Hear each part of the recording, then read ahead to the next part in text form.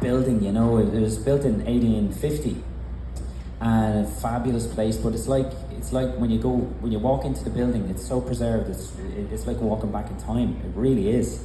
Everything, you know, from the portraits of the family that first owned the home themselves, the Murdochs, and they had a business. They used to make toys back in 1850, and it was on my way up to the place. I rang the guy Dolan that runs the place. The family obviously are long gone, you know, but he runs this place, and he said to me, he said, Neil, have you booked a hotel and all? And I said, no, I usually travel a bit after the show. And he said, well, listen, he said, we have a room for you here. It's made up and all. He said, I forgot to mention it to you and all. I said, no problem. And he said, so do you want to stay with us tonight? And I went, okay, because I was only like 2 hours up the road to the next gig anyway. So I said, okay, fair enough, thank you.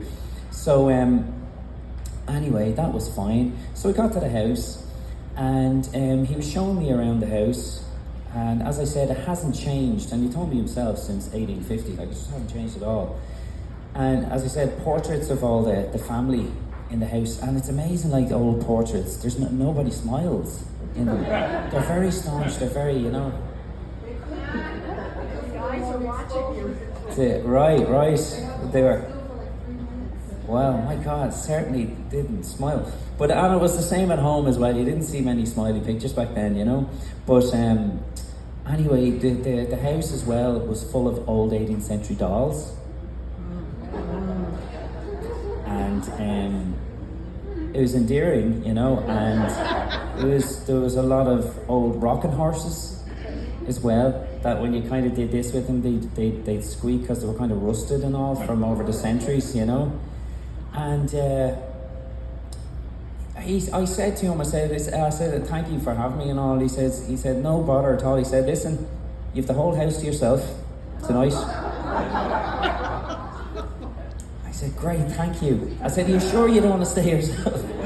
You know. And I'm not kidding.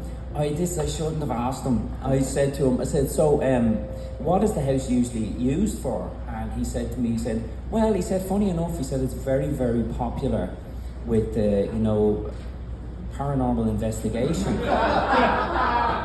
And I do like it myself, like from Ireland, you know what I mean, there's plenty of that type of stories and stuff. So he said to me, yeah, he said, we get a lot of people. We've had TV stations and producers come in, and they've done it. I couldn't help myself, and I said, so did they find anything? And he said, oh yeah. He said, yeah, they've definitely got strong readings. And I said, do you believe it? He said, oh yeah.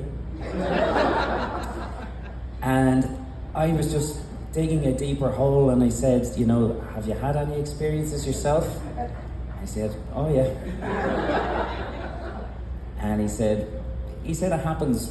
He said, I've been here for years, and he said it happens. It's a reoccurring thing.